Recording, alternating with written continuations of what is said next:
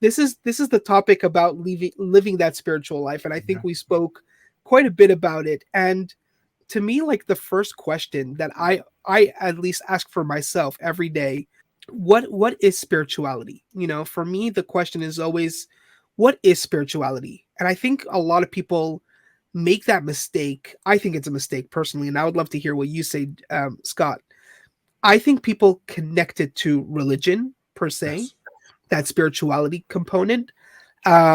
I like to make a difference between religion and spirituality. Absolutely. But in your experience or in your thoughts, what is your take on what is spirituality? Thank you.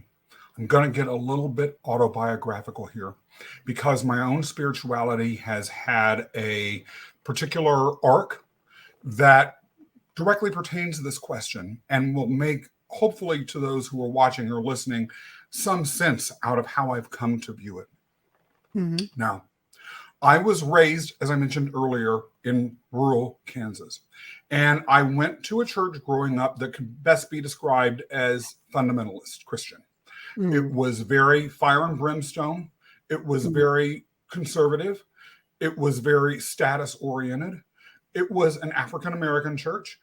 As I mentioned earlier, the people that adopted me were African American. My mother went to that church. My father was a Roman Catholic, but we only rarely went to that church. I loved, by the way, the Catholic services because they were only an hour long. We were in and out. The ones that my mother went to, the African American churches, hey, the music actually was pretty good. But Mm-hmm. the overall service itself dragged on forever. And we would have these sin-based screaming services and up and down and altar calls and endless collections and all that sort of stuff. It drove me nuts. And I thought it was so boring. That being said, for a while, I adopted it as the basis of my spiritual belief system for a long time. And at that time, there was a very popular genre of science fiction, which was emerging, but it really wasn't considered science fiction. It was essentially fundamentalist science fiction. And the belief was that the world was about to end, that Jesus was about to return to earth. There was going to be a rapture. All of the good Christians would disappear into thin air. There would be an antichrist that would come. There would be all sorts of tribulations. I knew that that was going to happen. I read somewhere in this book called Late Great Planet Earth that it was predicted in the Bible that this was going to happen, that the world was going to end by 1988. I remember feeling that was so unfair because I would be just a young man at that time. Would have barely begun. How come the end of the world has to happen when I'm young? How come it can't happen after I'm dead? All that sort of stuff. And it was very fear-based. It was very hell-based. It was very sin-based. And after a while, I rebelled against that because I felt it was highly regulatory. When you talk about religion versus spirituality, it was all about what you should and shouldn't do in order to acculturate into a culture I didn't even agree with, rather than how you would feel fulfilled, how you could love. And so I grew up and out of that. And as I moved further and further into adulthood, I became more and more rationalistic in my approach. Now, I like to think I'm still a rational person, but I was hardcore. I tell people without hesitation, although I was much more quiet about it at the time, I was stone hard atheistic. Not verbally, but inside, I would even say militant. Wow. If I heard people around me talking about religion, of course, I put on the facade that I felt I needed to in order to socially fit in. But inside, I was thinking, A, you're weak.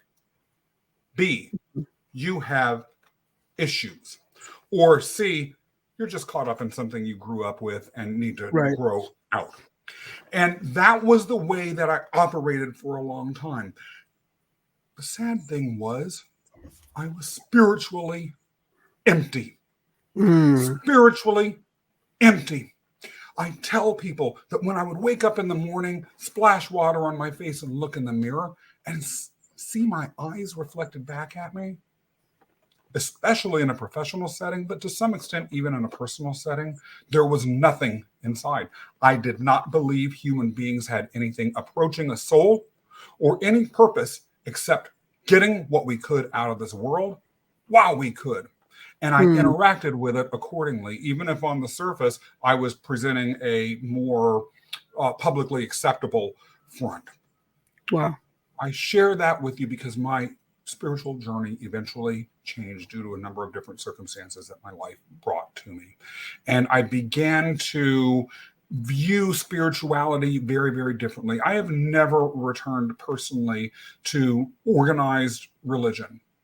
However, I know too many people across religious experiences who are credible, intelligent, rational people who have had transcendence as well as true spiritual meaning through organized religions of their choice. And I cannot and I will not discount that anymore.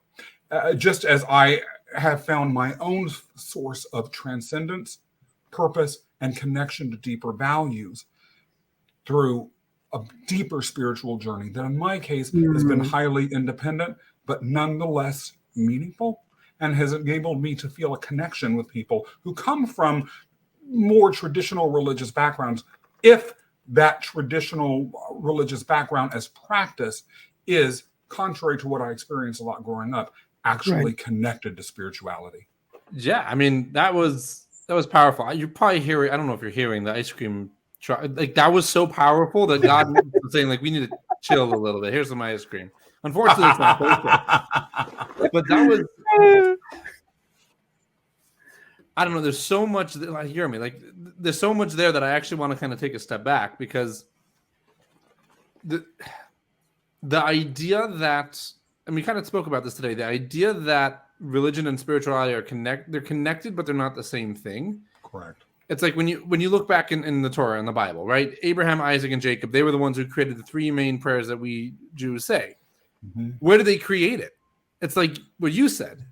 You when you growing up in Kansas, you would go out to the fields, and like there you had this different feeling, you had this different connection. Yeah. That's where the forefathers, the three forefathers, that's where they created these prayers, because that's where they connected. We connected out in nature. And there's a great book called Wild at Heart. I forget who it's by, but it's by I believe a Christian counselor, also a pastor.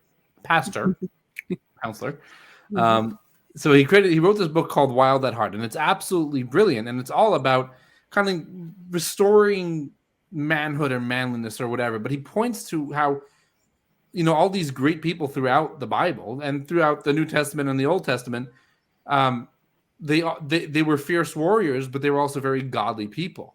And almost every single time they went out into the fields. Like, that is where we connect with God. It's getting away from this construct of, mass-produced religion, and like you have to do X, Y, and Z. I think we spoke about it today in the show. We said how, religion is the what and the how. Spirituality is the why, and therefore it has to be highly personalized. So what you're sharing, how you saw that, like, okay, you like this one better, well, because that was just the what and the how. The what and the how was an hour, right? But that really wasn't what it was about. It's about so much more. Incredible share. Thank you. Incredible insight about it. Thank you.